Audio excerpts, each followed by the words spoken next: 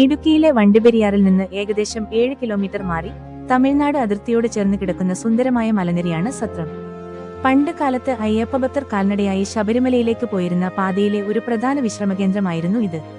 എന്നാൽ ഇന്ന് സത്രം അറിയപ്പെടുന്നത് പ്രകൃതിഭംഗി കൊണ്ട് മാത്രമല്ല, സമുദ്രനിരപ്പിൽ നിന്ന് ഏകദേശം 3000 അടി മുകളിൽ പണിതീർത്ത ഒരു എയർ സ്ട്രിപ്പ് ചെറുവിമാനത്താവളം കൂടി ഉള്ളതുകൊണ്ടാണ്. ദേശീയ കേഡറ്റ് കോർപ്പിന്റെ NCC കേരളത്തിലെ ഏക എയർ സ്ട്രിപ്പ് എന്ന നിലയിലാണ് ഇത് വിഭാവനം ചെയ്തത്. NCC എയർ വിംഗിലെ കേഡറ്റുകൾക്ക് മൈക്രോലൈറ്റ് വിമാനങ്ങൾ അഥവാ മൈക്രോലൈറ്റ് എയർക്രാഫ്റ്റ്സ് പറത്തുന്നതിൽ വിദഗ്ധ പരിശീലനം നൽകുക എന്നതാണ് ഇതിന്റെ പ്രാഥമിക ലക്ഷ്യം. 650 മീറ്റർ നീളമുള്ള റൺവേയും വിമാനങ്ങൾ സൂക്ഷിക്കാനുള്ള ഹാങ്ങറും കൺട്രോൾ ടവറും ഇവിടെയുണ്ട്. 2017-ൽ ആരംഭിച്ച ഈ സ്വപ്ന പദ്ധതി പത്തനംതിട്ട, ഇടുക്കി ജില്ലകളിലെ ദുരന്ത നിവാരണ പ്രവർത്തനങ്ങൾക്കും ടൂറിസത്തിനും ഒരുപോലെ മുതൽക്കൂട്ടാകുമെന്ന് കരുതപ്പെടുന്നു. സത്രം എയർ സ്ട്രിപ്പിന്റെ ചരിത്രം വെല്ലുവിളികൾ നിറഞ്ഞതാണ്. പെരിയാർ ടൈഗർ റിസർവിനോട് PTR വളരെ അടുത്ത് കിടക്കുന്നതിനാൽ പരിസ്ഥിതി ലോല മേഖലയിലെ നിർമ്മാണത്തെച്ചൊല്ലി വനംവകുപ്പുമായി പലപ്പോഴും തർക്കങ്ങളുണ്ടായിട്ടുണ്ട്. കൂടാതെ പശ്ചിമഘട്ടത്തിലെ കനത്ത മഴയും മണ്ണിടിച്ചിലും റൺവേയുടെ സുരക്ഷയ്ക്ക് വലിയ ഭീഷണിയായി.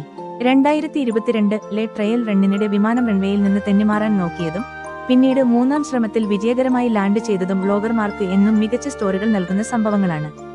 ഒരു വ്ലോഗർ എന്ന നിലയിൽ നിങ്ങൾ സത്രത്തിൽ എത്തുമ്പോൾ ക്യാമറയിൽ പകർത്താൻ ഏറെയുണ്ട്. ഒരു വശത്ത് തമിഴ്നാട്ടിലെ ലോവർ ക്യാമ്പ് ഭാഗത്തെ കൃഷിഭൂമികൾ ദൂരക്കാഴ്ചയായി കാണാം.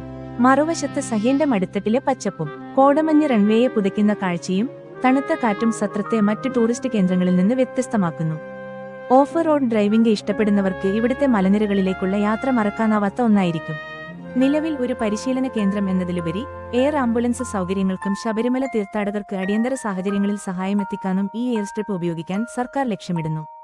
ഭാവിയിൽ കൊച്ചിയിൽ നിന്നോ തിരുവനന്തപുരത്ത് നിന്നോ ഉള്ള ചെറുവിമാനങ്ങൾ അഥവാ ചാർട്ടേഡ് ഫ്ലൈറ്റ്സ് ഇവിടേക്ക് എത്തിത്തുടങ്ങിയാൽ ഇടുക്കിയിലെ ടൂറിസം മേഖലയ്ക്ക് അതൊരു വലിയ കുതിച്ചുചാട്ടമാകും.